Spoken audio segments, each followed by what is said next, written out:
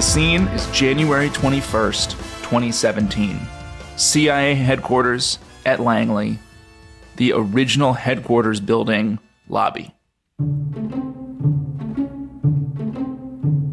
I want to say there is nobody that feels stronger about the intelligence community in the CIA than Donald Trump. There's nobody. Very, very few people could do the job you people do. And I just want to let you know, I am so behind you. And I know maybe sometimes you haven't got the backing that you wanted. And you're going to get so much backing. Maybe you're going to say, please don't give us so much backing. Mr. President, please, we don't need that much backing. But you're going to have that. And I think everybody in this room knows it. No, I just want to say that I love you. I respect you. There's nobody I respect more. Thank you. You're beautiful. And now, fast forward to November the 9th, 2024, in a video released just days after his re-election. Here's my plan to dismantle the deep state and reclaim our democracy from Washington corruption once and for all. First, I will immediately reissue my 2020 executive order restoring the president's authority to remove rogue bureaucrats, and I will wield that power very aggressively. Secondly, we will clean out all the corrupt actors in our national security and intelligence apparatus, and there are plenty of them. The departments and agencies that have been weaponized will be completely overhauled so that faceless bureaucrats will never again be able to target and persecute conservatives or the left's political enemies. Welcome to The Rest is Classified. I'm not Donald Trump. I'm Gordon Carrera. Despite that just spot-on Trump voice, it is in fact Gordon Carrera, and I'm David McCloskey. Yeah, and that was my attempt to be Donald Trump, which I didn't really prepare as much as I should have done for by watching videos for him. You'd think you could do the voice after years of watching him, but I fear I've still got a bit of work to do on that. It wasn't quite Oscar-winning performance. It's right up there with your French accent, Gordon, I think. It's up there. Those two quotes from President Trump, I guess, are two faces of how the President of the United States, as he now is, views the CIA and the intelligence community more broadly. And that's what we're going to be looking at in this week's episodes, David. Well, that's right, Gordon. I guess we're going to give, I guess we could say the Rest is Classified's take on the kind of transition into Trump 2.0 from the standpoint of, the intelligence community and the CIA in particular. And I think what we're going to do is give some context on what's happening now and help listeners make sense of the news that's come out over the past couple weeks about how the second Trump administration is really starting to take over the intelligence community and kind of put its own people in, and what the relationship is starting to shape up to be between Trump and the CIA. And we'll also give some context for what's happening through the lens of the last time an administration tried to really downsize the CIA. And that historical episode from the Carter administration, Gordon, has a wonderful name in agency lore. It has come to be known as the Halloween Massacre. And we're going to shed a light on today through the lens of some history from the Cold War. We're going to use the Halloween Massacre, I guess, of the CIA to look at some of the big questions, aren't we? Which are how politicians try to exert control over Langley and the Central Intelligence Agency, how they try and deal with it, how they try and sometimes cut it, how they try and impose their will on it, and what happens as a result of that, and how kind of politics and intelligence sometimes mix and rub up against each other. That's exactly right. And I think what we'll see as we go through this is that, there are certainly some precedents historically for, attempting to downsize the CIA in particular. And it's kind of an evergreen challenge, I think, for any president, regardless of who they are, to figure out how do they interact with the intelligence they're receiving. How do they get what they need or what they want from Langley? These are issues that stretch all the way back to the founding of the CIA. And Donald Trump, of course, a very unique president and has a unique and oftentimes very challenging relationship with the intelligence community. So maybe, Gordon, that's where we start, is to just give a bit of a refresh, I guess, on sort of Trump, the history of Trump's interaction with the intelligence community going back to really his campaign and his first term, because I think that sets the table for what we're seeing today. Now, interestingly, Gordon, and I was not actually aware of this when I was at the CIA. The CIA publishes a book on intelligence community, what's called the IC, by the way, IC support to presidential transitions. And it puts this book out, I believe, every 4 years. It's available on the CIA's website. It's called Getting to Know the President. And I believe it goes back to the Eisenhower administration. So it is a record of sort of how the CIA has started off its relationship with incoming presidents. How do you interact with them? What are they, what is sort of the transition like? And it goes into pretty significant detail about how those transitions function.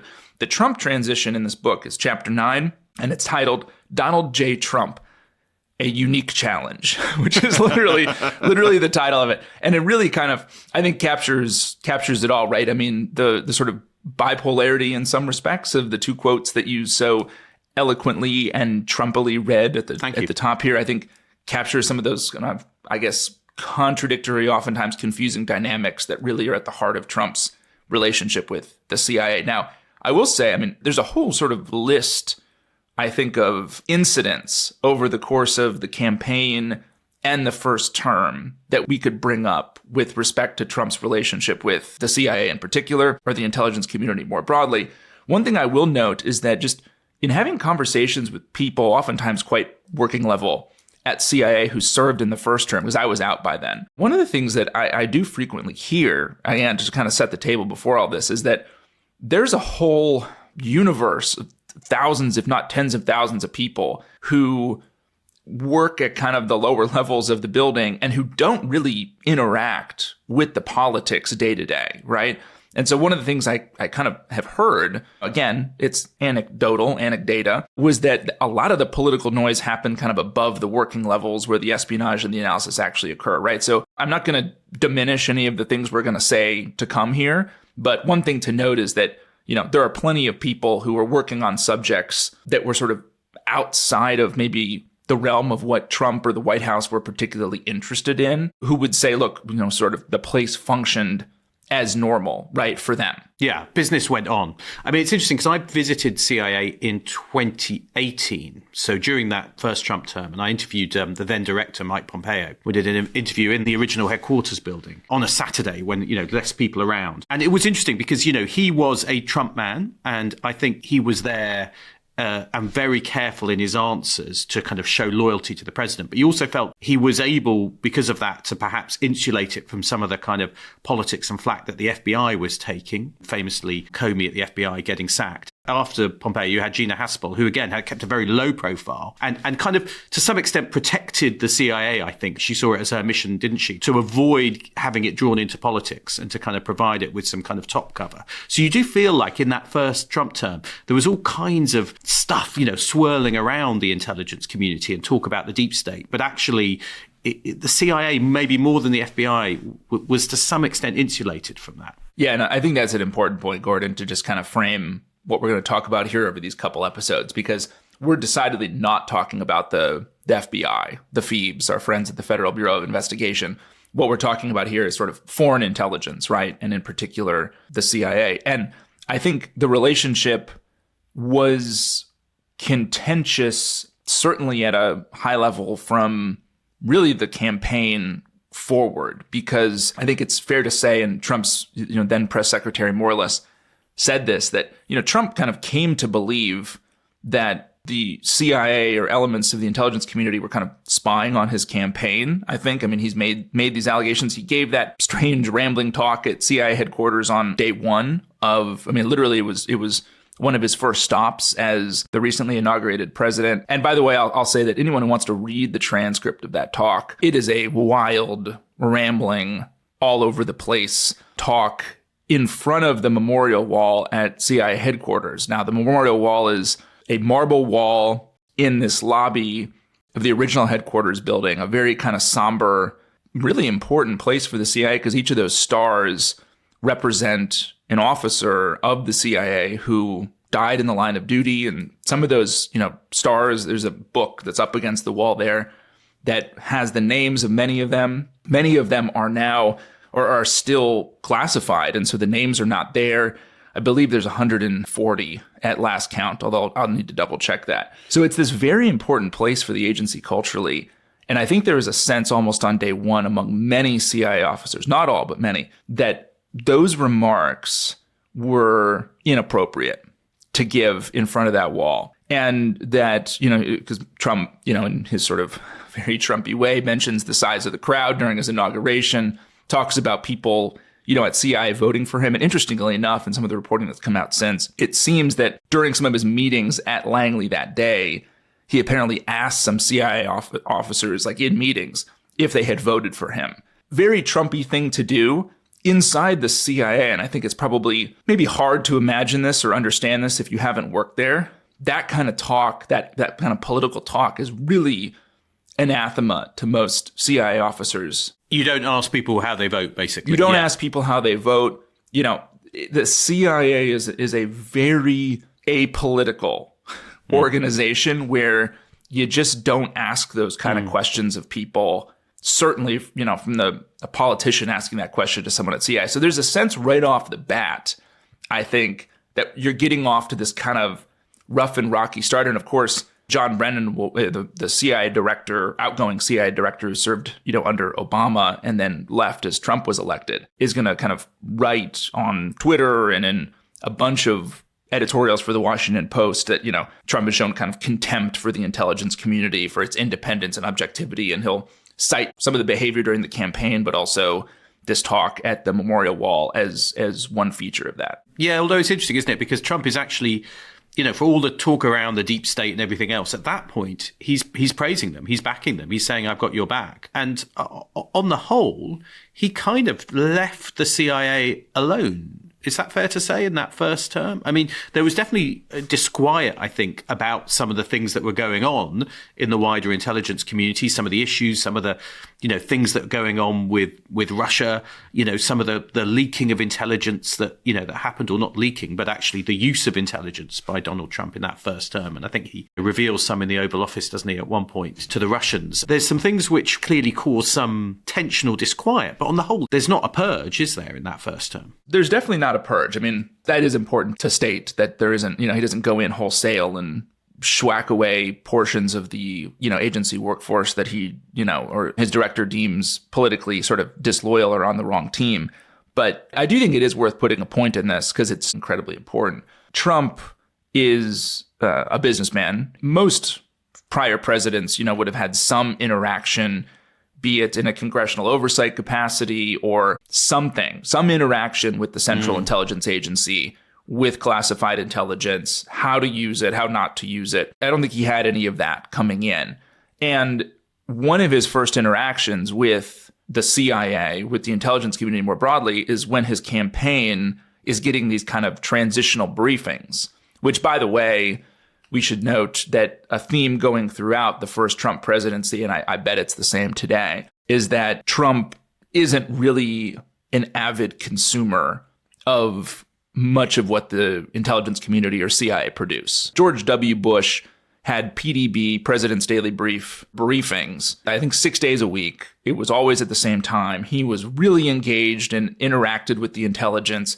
Obama was a big reader of the intelligence and would engage in kind of a similar structured national security briefing. Trump, not the case at all. And this is what you used to write for, the PDB, the President's Daily Brief. So the young McCloskeys that we once heard about, the kind of baby McCloskeys who followed in your footsteps, their stuff's not getting read unless they put it in diagrams and pictures. I think that's how it was best presented. So they've got to learn to draw rather than write if you're a young McCloskey. Trump was more of a consumer of charts and graphs and, models. I think in one case there was like an actual 3D model of a weapon system brought to him as a prop for a briefing. And, he would hold it during the briefing and, ask questions about the model. I mean, Trump's PDB briefer, kind of the guy who was briefing him during the transition, basically said, look, he doesn't really read anything. Now, I will say this element of being disengaged or disconnected from the world of secret intelligence does have real precedent. I mean, there's a great story, I think in 1994 during the Clinton administration, a Cessna plane crashes into the White House. And the joke that went around the agency at the time was that it was James Woolsey, who was the director, trying to get a meeting with Clinton, and trying to make a scene so he'd get some time. Because Clinton just didn't, his national security team would read it, but Clinton didn't have much interest in taking the briefings or really in reading much of what the CIA produced. So that is, I think, it's probably to a greater extent in the Trump administration, but it's a similar dynamic. I think what is different, though, and this is important to put a point in, is that some of the first interactions that Trump has with leaders in the intelligence community are during these transition briefings before he takes office for the first time. And one of the judgments that they come to him with, an analytic judgment based on the intelligence, is that the Russians have interfered in the election to try to help him. And that gets him mad. He doesn't want to hear it. Right now, it's important to note, because we realize this topic has become exceptionally political, right? Yeah. In particular here in the States. What is important to note here is that these intelligence community leaders were not showing up with a claim that Trump was colluding with the Russians, nor that Russian intervention was eventually decisive in getting him elected. Yeah. They were merely stating that the foreign intelligence they were collecting from the Russian perspective said that the Russians wanted and preferred that Donald Trump be elected. He does not want to hear this. This is the kind of the crux of so much of the drama that's going to come out of, his claims around a deep state and his relationship with the intelligence community is a belief that his legitimacy as the president is being questioned by leaders of the intelligence community. And that they've taken a side on that. And you're right, including the Brits in that case, he worries about because of the famous Steele dossier. But that does set the tone, doesn't it, for that first term and some of the mistrust. If we wind forward then to today, as we said, there've been tension but no purges. But the question is what's going to happen this time round.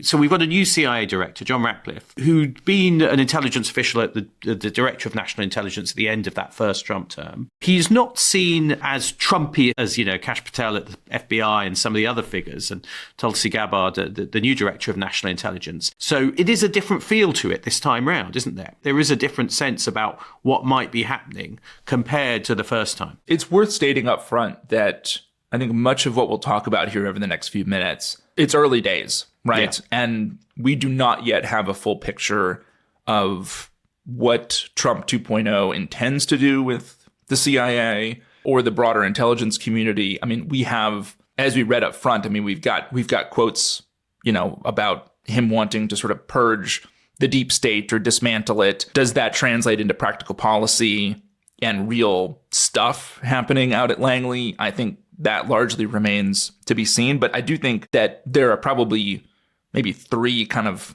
themes, right? Or three areas to really watch as Trump 2.0 starts to take over.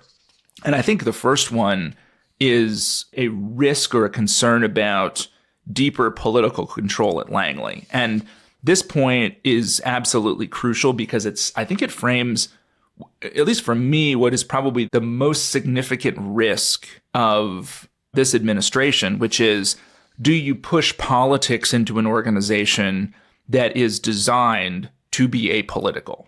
Going back just for a second to the first administration, there was a bunch of reporting, from the first 4 years of the Trump administration about this, that there was a lot of pressure from the White House, of course, because Trump didn't want to hear about Russian intervention or interference. He didn't want to hear about the 2016 election. There's a lot of concern about putting assessments in front of him that mention that, or that talk about Putin's desire to have Trump reelected, for example, even though, by the way, Putin has publicly said this, right? Unsurprisingly, in the classified intelligence, it's the same picture. And Trump didn't want to hear it. So you have this concern, I think, around, do the politics start to change the analysis or even change the collection, right? And do you push, in more extreme scenarios, do the politics get pushed down further into the organization? Now, one thing to note here about the CIA is that there's only a handful of political appointees, right? Yeah. Director, deputy director. You're not appointing people at kind of the upper mid-level of the organization from the White House or from, sort of political appointments, right? You are drawing from intelligence professionals, because that work, it's really hard to sort of run and manage that work if you've not grown up doing it. It's very specialized and technical from, I think, both an analytic and certainly an operational standpoint. And there are some, concerns that would Trump, again, this has not happened yet, but would Trump push political appointees further down to be running what are called like the mission centers or the directorates, right? These are the parts of the agency that are focused on China. So it's like a China mission center. Mission Center, Near East Mission Center, the Directorate of Operations, the Directorate of Analysis, right? The Project 2025, which is the kind of Heritage Foundation blueprint for the presidential transition, which, again, Trump has this sort of complicated relationship with, because sometimes it seems like he'll take talking points from it and other times he tries to distance himself. That document basically argued that there should be a sort of driving of appointees further down. Yeah, and that would be a change, community. Right, yeah. And that would be a big change. So that's kind of one, political control. And then the other one, I guess, is what the CIA focuses on. What are the priorities? I mean, I've seen already that there's a talk that they want to focus it more, for instance, on counter-narcotics or Mexico. Yeah. And there's been talk that actually the CIA has been flying drones over Mexico in a more kind of aggressive way, which is part of this designating cartels as terrorist groups, effectively. That's part of a kind of shifting where the CIA looks and what it looks at and what it does. Yeah. And I think part of that is also potentially, and again, early days, I mean, you're just picking up some rumors of this, but that, Russia and China have been downgraded as intel priorities. What exactly does that mean? There's really prioritization frameworks for both overall kind of collection, for specifically human collection. Have they actually been pushed down on those scales, or is this just kind of the early days of new leaders at CIA rhetorically espousing their priorities as being immigration or counter narcotics? I don't know. But I think that is a concern, is maybe too strong, but it's this idea of, well, this is a way that the Trump administration, 2.0 here, can kind of shape the sort of intelligence it's getting. As if you could downgrade certain things and say, look, from a policy standpoint, it's not as important to me to collect on Russia or China as it is on counter narcotics, right? Another small, not small necessarily, but another case we're seeing here is, and it's made the news, of course, over the last couple of weeks, has been trying to eliminating a lot of these DEI, diversity, equity, and inclusion positions at CIA. Side note on that is, these are all rotational positions, so don't necessarily need to fire these people. You could just eliminate the position and send them back to be analysts or whatever they were doing prior. But that is a pretty bold and public thing that the administration has done right off the bat to eliminate those positions, and done it, by the way, in lots of other departments, haven't they? That's basically been an order to all kinds of departments to do it. But as you said, it sounds like some CIA officers who were just rotated into that are suddenly being told, you got to resign or be fired because, your team is gone. I saw a source saying, this was a message, the era of promoting left-wing political agendas is over. And it's about sending a message to the organisation. There was a source familiar with Ratcliffe's thinking, I think quoted on Fox, saying, I'm sure it'll rub some of the political activists burrowed in there the wrong way, but there are a lot of red-blooded, mission-focused agency officers reading this and cheering him on, they said. I guess is a political message to try and go, hey, this was never that popular anyway. So you can see this political agenda. But as you said, this is playing out across the federal government, and the CIA is really, in some sense, is no different for being targeted in that way, for having those jobs being taken out. Although my PSA on this is somebody who has just kind of been in PSA? the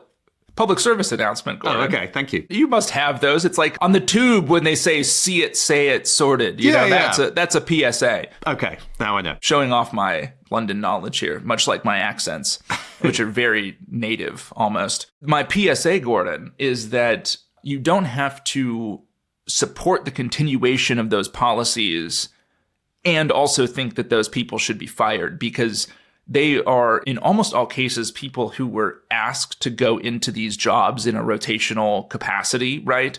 And frankly, I would wager that plenty of them would have preferred not to have taken these jobs and were asked to do them by leaders at the CIA. And then who consequently, and this is another just a bit of kind of the inside baseball on how this has gone down, which I think is the sort of thing that makes people at Langley both angry and scared, which is they basically called all of these people out to the visitors center at CIA headquarters within the last couple weeks and told them, gave them, by the way, being called out to the visitor center is a very bizarre place to go, by the way. It's like the kind of gatehouse thing that you go to when you drive into the compound off of 123. And, these people are basically stood there and said, look, if you can retire, you can retire. You can resign or you can be fired.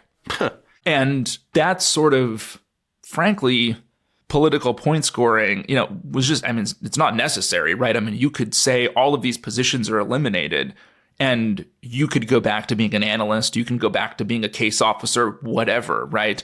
And still get the same headline that we're cutting all this DEI stuff out of CIA. So I think, again, framing up this kind of tense relationship between the incoming administration and some of these federal bureaucracies, in particular the CIA. Yeah, so I guess the next question, though, that's a targeted thing against diversity, is the broader question of whether there is going to be a purge, a kind of real slash of the CIA workforce, whether Elon Musk or someone else is going to get their Halloween-style chainsaw out and cut through the bureaucracy. That is the thing I guess people must be watching for and wondering about. Yeah. No, and I think we've seen kind of an opening salvo in this story around the size of the agency, in that these 8-month buyouts, you can quit now and get 8 months of leave and benefits.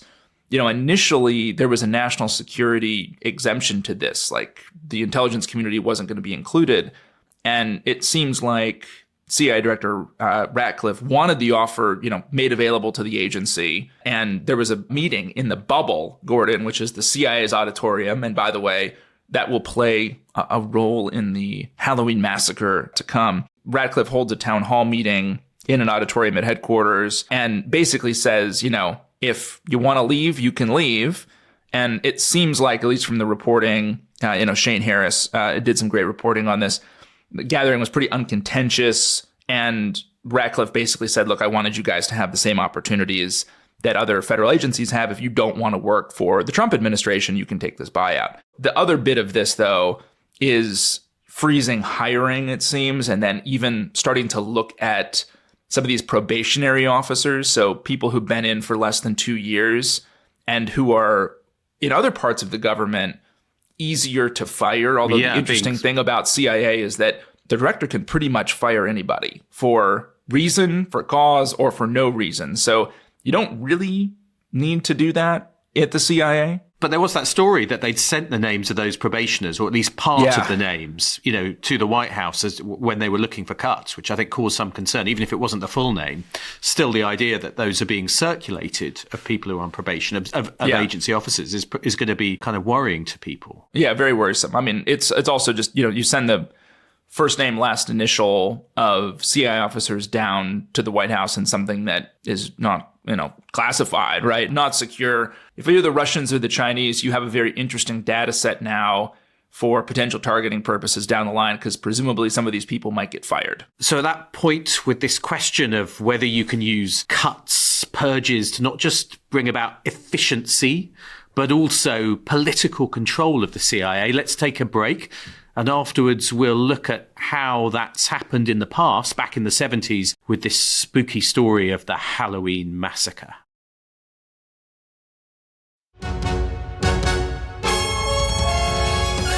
Welcome back. We're looking at the sometimes complicated, difficult relationship between the CIA and its political masters and the questions of purges, what's going on at the moment under President Trump, but also looking at it through the lens of history and something which happens in the second half of the 70s, David, called the Halloween Massacre. And this is a difficult period for the CIA, isn't it? The massacre itself is under President Carter, who comes in, but it comes after, I guess, the CIA's dirty laundry has been exposed. And no one likes having their dirty laundry exposed, just cast out into the street for all to see. That really is what happens in the mid to late 70s for the Central Intelligence Agency, because essentially, Gordon, what happens is that the good old days of the 1950s and 1960s of the CIA operating really without any congressional oversight, without much insight into its budget, and frankly being run by and staffed by a group of people who spent the Second World War basically blowing things up in Germany and across Nazi-occupied Europe. It turns out, with all of those things together, they get up to some crazy stuff. So what comes out over the course of the mid 70s, this article comes out in 74, I believe, about the CIA spying domestically, like looking at protest groups and kind of compiling records on Americans who they think could have some kind of counterintelligence risk. So that story comes out. President Ford commissions an inquiry into those allegations. And then from that, the Senate and the House follow with a special committee that comes to be known as Church Pike. Now, what is going to come out over the course of the next few years is just a dirty laundry list of stuff that, sort of if you're working at the Central Intelligence Agency, you'd prefer would never come out. So domestic surveillance, right? The CIA had spied on Americans in the States. Plots had been hatched to assassinate foreign leaders. Castro and people like that, isn't it? It's right, the famous exactly. Yeah. Not nice people. Yeah, let's be clear. No. Let's give ourselves some credit here. CIA formers were on the Watergate break-in team. Not current officers, but that doesn't look good. Highly aggressive covert action to kind of destabilize or overthrow foreign governments was a hallmark of, the agency's efforts in the 50s and 60s. Iran 1953, our opening episode's a good example of that. Yeah. And sometimes very effectively, as we, noted in those episodes. But supposed to be covert. And so suddenly everything is being exposed. It's pretty dramatic at the time, isn't it? And pretty kind of disturbing, I guess, for the CIA to have everything thrown out there. It does create a kind of impression that it was slightly rogue, out of control, perhaps. That's the impression. Yeah, yes. That's definitely the impression, isn't it? Yeah. I mean, any organization that's testing hallucinogens on, sometimes unwitting participants, one of whom might have jumped out of a window in New York to his death. I mean, these kinds of things are not... They're not the sort of stories you want running in the Washington Post and New York Times regularly for much of the 1970s, but that is what's going on. I mean, all great material for a podcast and for our podcast, but not necessarily great news if you're the CIA leadership at the time. That's right. And for those who've been listening to the pod, I mean, we should note that basically every bullet point I went through will probably be its own sort of show or set of shows on The Rest is Classified, even though as a former CIA man, I don't love all this stuff getting out there. I will say that now as a podcaster, Church Pike Commission, definitely sort of a friend of the show for bringing all this stuff out. So we'll turn it out into episodes. Don't you worry. You have this exposure in the mid-70s of all the kind of dirty tricks and things the CIA has been up to. And then you also have President Carter being elected in 1976, who I guess, is an outsider, the famous peanut farmer from Georgia, Navy man, moralistic, a kind of serious Christian who's there from outside of Washington to change things. Obviously, in many ways, not Donald Trump, but there is a parallel in that sense of an outsider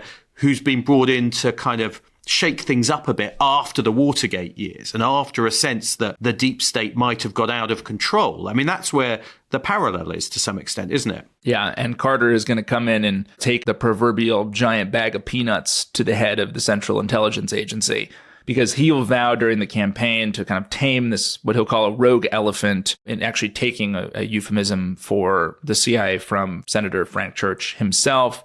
Carter accuses the CIA of plotting murder and other crimes, and he kind of talks, I think, more broadly about the U.S. having gone through this ordeal of the last 5 years before his election, created by Vietnam, Watergate, and the CIA. So he's actually name-checking his spy agency as a source of kind of instability and, disturbance for ordinary Americans. And the parallel is interesting here because it is that idea of a kind of deep state which is out of control.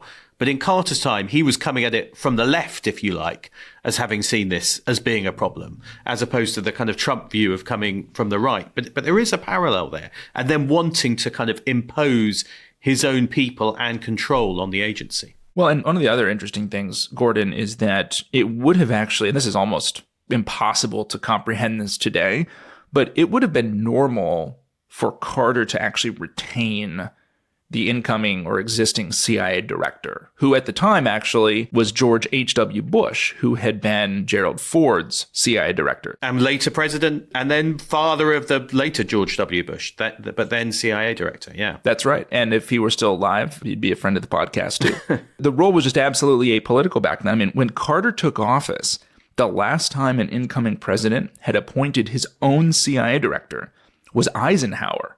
who had appointed Alan Dulles 24 years earlier. So there was this long-standing, at that point, precedent. I mean, the CIA is only 30 years old at this point, Gordon.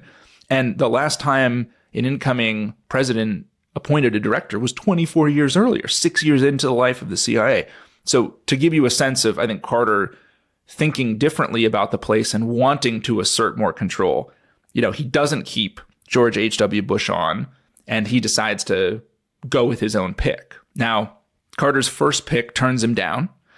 Carter's second pick for the CIA, who's a Kennedy staffer named Ted Sorensen, is seen as just too politically objectionable. I think he'd been a conscientious objector, like in the Korean War or something like that, which turns out too much of a peacenik and a lefty. Too much of a peacenik to be running the Central Intelligence Agency. Even under the Carter administration, yeah. So he bows out, and then a man named Admiral Stansfield Turner is Carter's third pick to run the Central Intelligence Agency. They were classmates at the Naval Academy, so Turner's a Navy man, but they didn't really know each other well. And I think the classes were, 800 plus at the time, so you wouldn't know everybody. And Turner is confirmed by the Senate in a totally unanimous vote. So it's not a partisan pick in that sense, but he is very much imposed by Carter on the CIA. He's a kind of intellectual, isn't he? A kind of serious person, Stansfield Turner, rather than, if you like, a classic shadowy CIA operator figure. That's right. He is a handsome old guy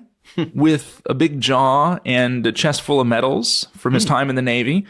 He's very, very smart, it seems. He was an Oxford-educated Rhodes Scholar. Must be smart. He must be smart to have gone to Oxford. A former CIA lawyer in his memoir describes Stan Turner as a starchy, self-righteous man. Turner does not drink. He's a devout Christian Scientist. Doesn't sound like a lot of fun. Gordon takes a shot at Christian Scientists. Sorry. I mean more starchy, self-righteous, Oxford-educated as well, He sounds slightly, from what you're portraying, a kind of moralistic character. He's not the kind of wily, devious types you expect running something like the CIA, especially from the films. Yeah, I think it's fair to say that he's suspicious of the espionage business, like human, intelligence operations in particular. He kind of has this, to me, almost this vibe of gentlemen don't read each other's mail kind of a thing. That it's a bit of a dirty business, I think, which some people do think, it's a kind of, the whole business of getting people to betray secrets and people is a bit dirty, and they'd rather do it all through kind of satellites and technical collection rather than getting their hands dirty, which actually is what the CIA is supposed to do, is getting their hands dirty to some extent and recruit people, isn't it? Well, in one case, there was a briefing for him about an effort to recruit Soviet military officers, and Turner couldn't get his head around this because as a Navy man, he just couldn't imagine committing treason. So he almost was sort of not supportive of this effort to learn more about the Soviet military because he didn't want the CIA to go through the effort of actually turning military officers, which is something he couldn't imagine doing himself. And you bring up, Gordon, the point around this new world of technical collection that's really opening up in this period in the mid-70s. Satellites, more signals intelligence platforms. It's changing the game by the time Turner comes into office. And this is a case where he's probably right that much of this tech is going to be the wave of the future for how you collect foreign intelligence. But the way it translates culturally at the CIA, and certainly I think in the way Turner communicated it, was this is a guy who likes toys over spies. And it's someone who thinks that a lot of this technical collection could serve as almost a direct replacement to the dirtier world of human intelligence. That's not going to kind of ingratiate you to the people at the CIA, is it? No. I mean, you imagine some guy at the CIA who's been there for 25 years and graduated from Yale. He was a skull and bones guy. And overthrew, the Shah, has been used to plodding poison wetsuits for Castro, all this stuff. And then someone comes along and says, just use some satellites to do all this kind of spying business. The guy in the Langley basement distilling shellfish toxin is looking at this guy, Turner, and saying, this guy's going to put me out of a job here. I don't like the sound of this one bit. And Turner also comes in and again hits on this theme of kind of political control or influence at Langley. And Turner receives from Carter a sort of charge, a very vague charge. And apparently Carter in one of these meetings tells Turner, when you come up with your plan to reshape the intelligence community, be bold. no specifics there, Gordon, on exactly what Jimmy Carter wants to accomplish.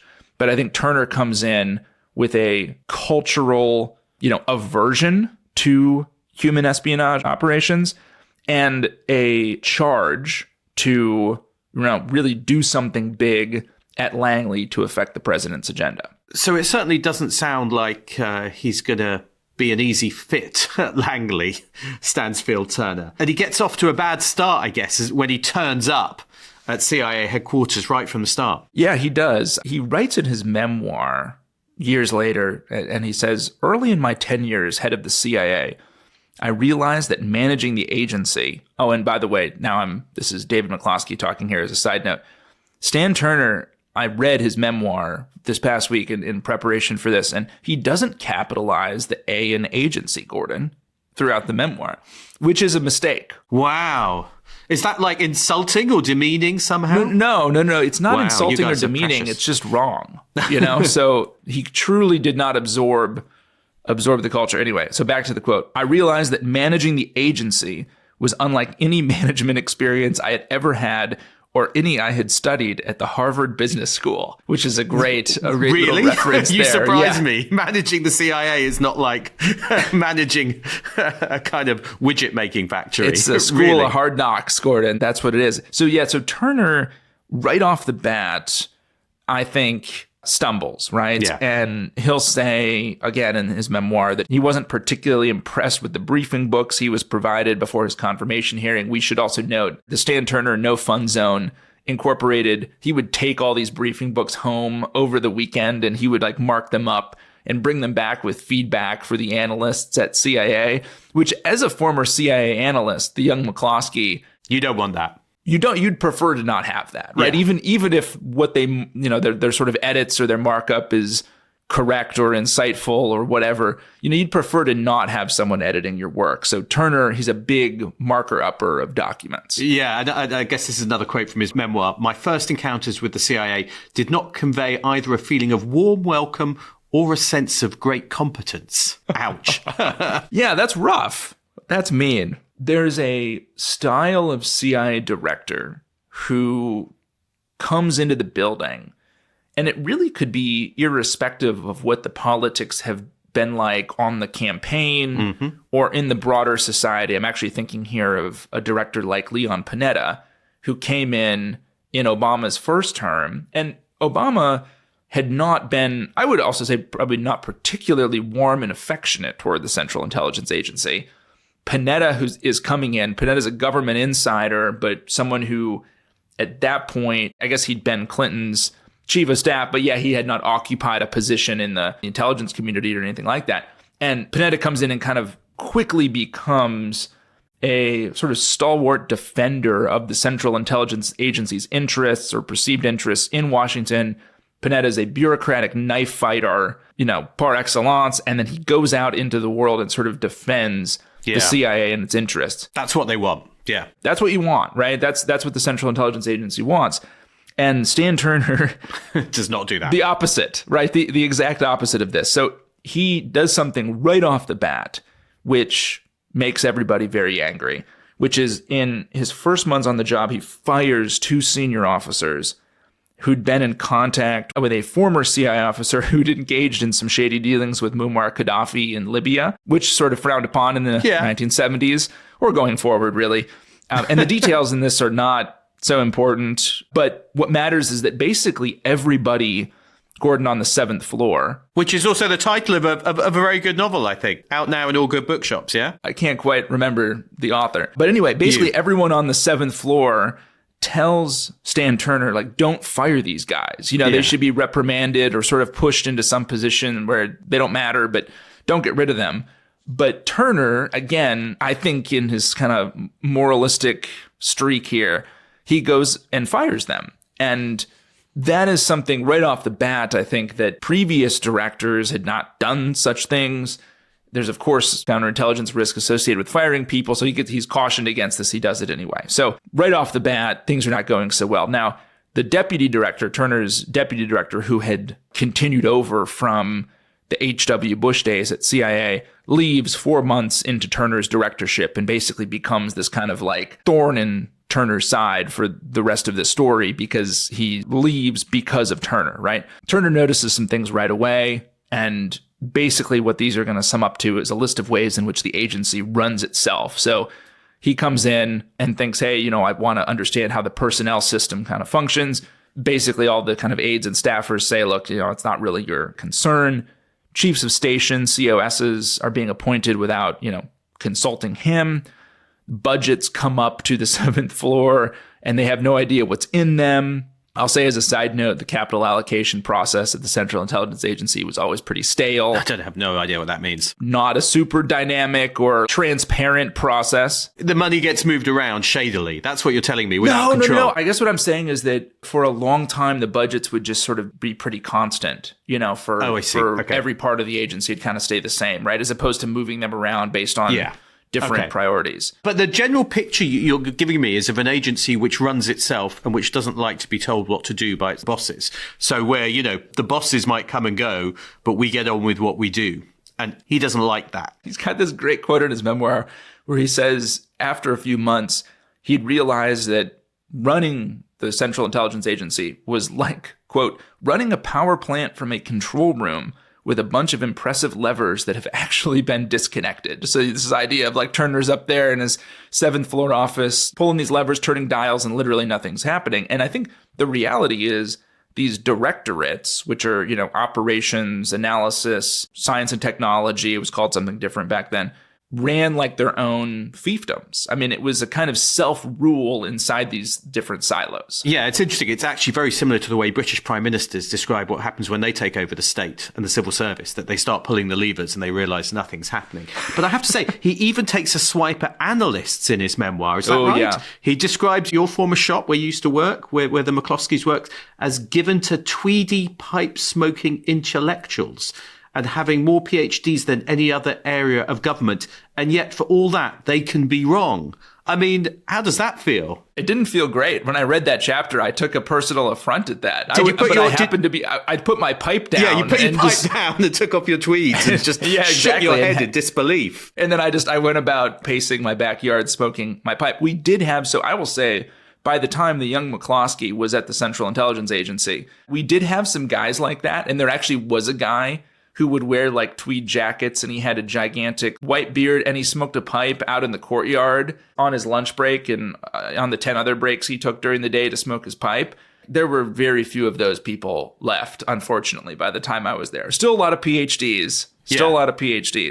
But yeah, the pipe smoking had gone by the wayside. But I didn't like that, Gordon. I took a personal affront at it. And, I think we should say that this kind of siloed nature of it is probably the result of the CIA having grown really haphazardly over its then 30-year history and really without much oversight at all. And it's going through this shift in the 70s.